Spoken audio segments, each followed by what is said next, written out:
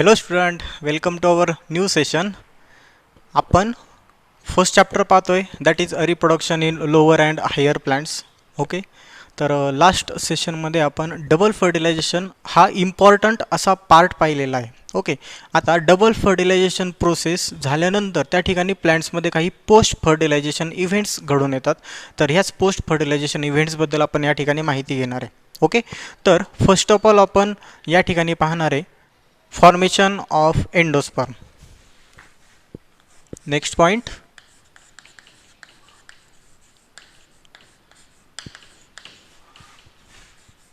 formation of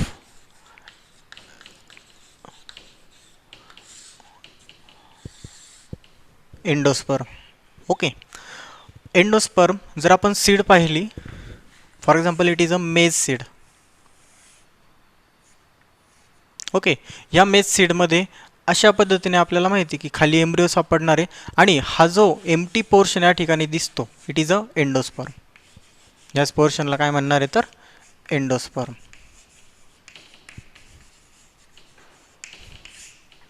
okay, तर हेच एंडोस्पर्मची फॉर्मेशनची जी process आहे ती कधी चालू होते तर ती actually double fertilisation process complete झाल्यानंतर त्या ठिकाणीच ती चालू होते. आपण पाहिलं होतं की जो सेकंड मेल गॅमेट होता,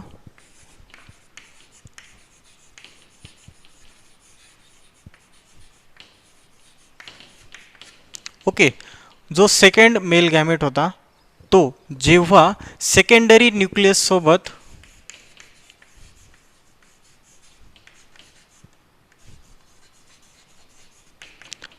फ्यूज होतो. Okay, second male gamete that is single N, secondary nucleus that is twice N, आणि ज्यावेळेस त्या ठिकाणी ट्रिपल फ्युजन ही प्रोसेस होते. ट्रिपल फ्युजन प्रोसेस झाल्यानंतर या ठिकाणी फॉर्मेशन ऑफ एंडोस्पर्म ही प्रोसेस स्टार्ट होणार आहे. ओके, तर आता आपण याच एंडोस्पर्मची थोडीफार इन्फॉर्मेशन घेऊ. पॉईंट स्टार्ट करू आपण. Endosperm in angiosperm is one of the product of double fertilisation. मी आत्ताच इंट्रोडक्शनमध्ये सांगितल्या पद्धतीने हा जो एंडोस्पर्मचं जे फॉर्मेशन असणार आहे ते डबल फर्टिलायझेशनच्या प्रोसेस नंतरच स्टार्ट होणार आहे. ओके, नंतर it is form by fusion of diploid secondary nucleus and haploid mail gamete. Therefore it is triploid in genetic makeup. जो डिप्लॉइड न्यूक्लियस असणार आहे त्या डिप्लॉइड न्यूक्लियसमध्ये जेव्हा सिंगल मेल गॅमेट्स त्या ठिकाणी युनियन होतं आणि जे ट्रिप्लॉइड जेनेटिक मेकअप त्या ठिकाणी फॉर्म होतो त्या ठिकाणी एंडोस्पर्मचं फॉर्मेशन आहे. ओके, एंडोस्पर्म काय आहे ते पाहू आपण. Endosperm is nutritive in function. जो एंडोस्पर्म आहे तो एका प्रकारचा न्यूट्रिशन त्यामध्ये असतात. ओके, हेच न्यूट्रेटिव्हचं फंक्शन तो या ठिकाणी करणार आहे. ओके, तर हे जे एंडोस्पर्म आहेत ह्या एंडोस्पर्मचे टोटल 3 टाईप्स सापडतात. First that is nuclear type, second that is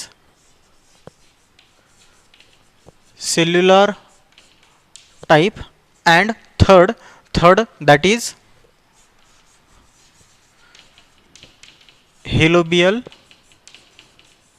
type of endosperm. आता फर्स्ट ऑफ ऑल आपण न्यूक्लिअर टाईप ची इन्फॉर्मेशन पाहू आणि देन बाकीचे या ठिकाणी आपण स्टार्ट करतोय.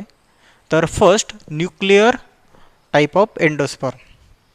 तर आता आपण फर्स्ट न्यूक्लिअर टाईप पाहतोय. तर न्यूक्लिअर टाईप पाहण्याच्या एक गोष्ट अशी सांगायची आहे की first of all triple nucleus form झाल्यानंतर जो एंडोस्पर्म त्या ठिकाणी तयार होणार आहे दॅट इज प्रायमरी एंडोस्पर्मिक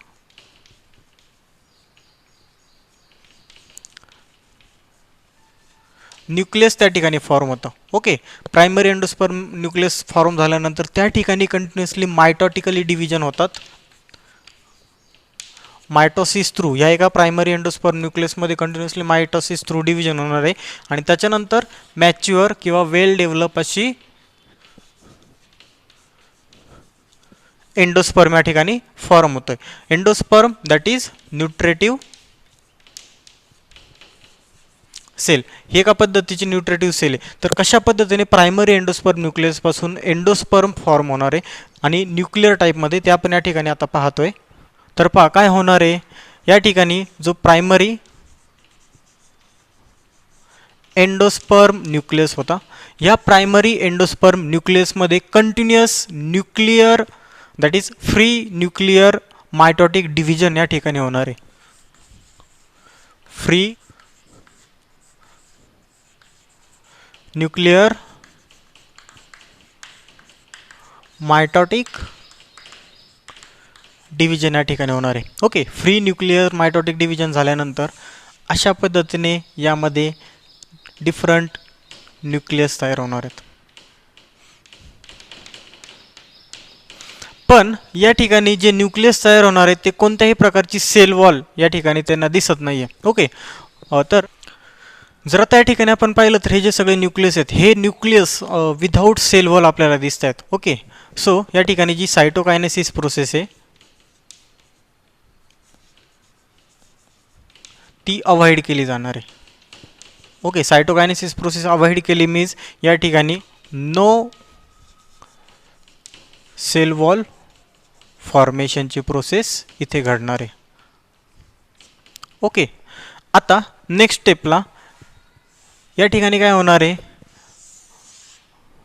तर मध्ये एक व्हॅक्युअल तयार होणार आहे दॅट इज सेंट्रल व्हॅक्युअल. आणि हा सेंट्रल व्हॅक्युअल काय करणार आहे तर या ठिकाणी जे न्यूक्लियस होते या सगळ्या न्यूक्लियसला एका पेरिफेरी एंडला तो ढकलण्याचं काम करणार आहे.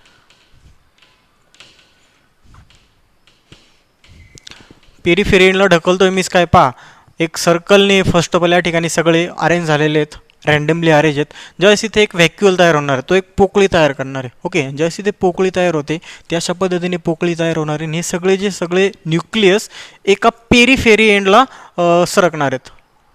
म्हणजे काय झालेलं आहे तर हा जो न्यूक्लियस आहे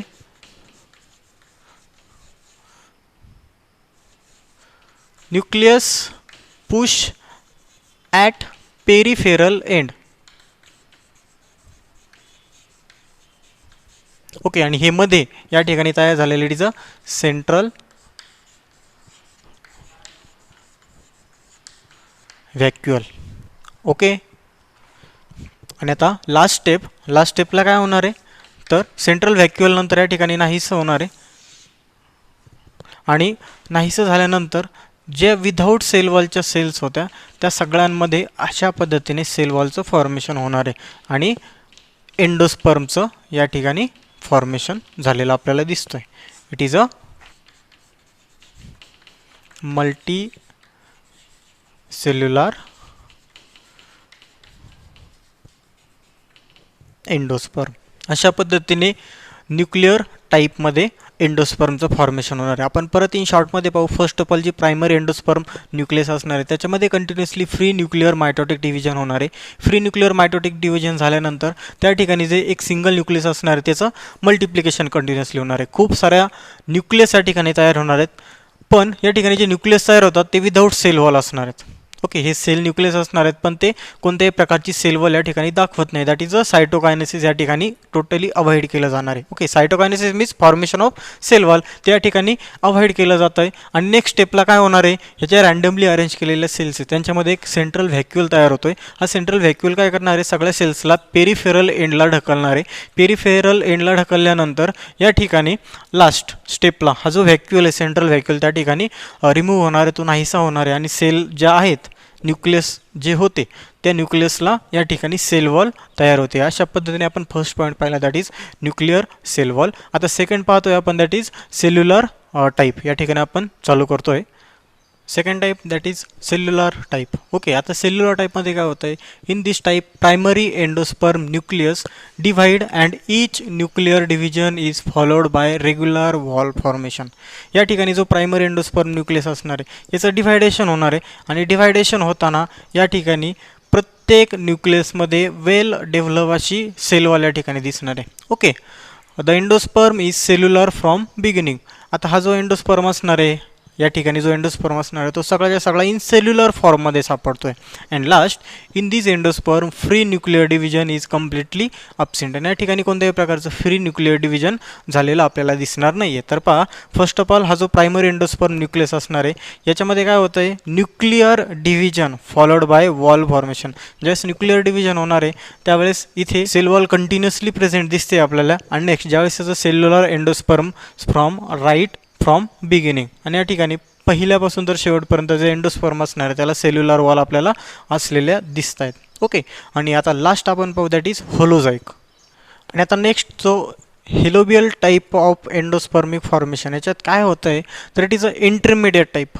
इंटरमिडिएट मीन्स जो सेल्युलर आणि न्यूक्लियस, जो सेल्युलर आणि जो न्यूक्लिअर टाईप होता या दोन्हींच्या मधला हा एक पॉईंट आहे. मीन्स या ठिकाणी काही जे फीचर्स असतील ते सेल्युलरचे यूज केले जातात आणि काही फीचर्स हे न्यूक्लिअर टाईपचे पण यूज केले जातात. कसे ते आपण पाहू. फर्स्ट ऑफ ऑल, जी प्रायमरी एंडोस्पर्म न्यूक्लियस असणार आहे या प्रायमरी एंडोस्पर्म न्यूक्लियसमध्ये फर्स्ट मायटोटिक डिव्हिजन होणार आहे.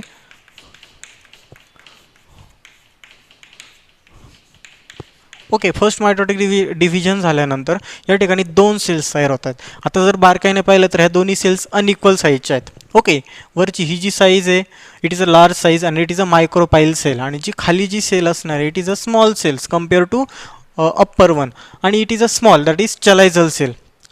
आपण जे ओव्ह्यूलचं स्ट्रक्चर पाहिलं होतं त्याच्यात आपण ही डायग्राम जर उलटी केली तर तुमच्या व्यवस्थित लक्षात येईल.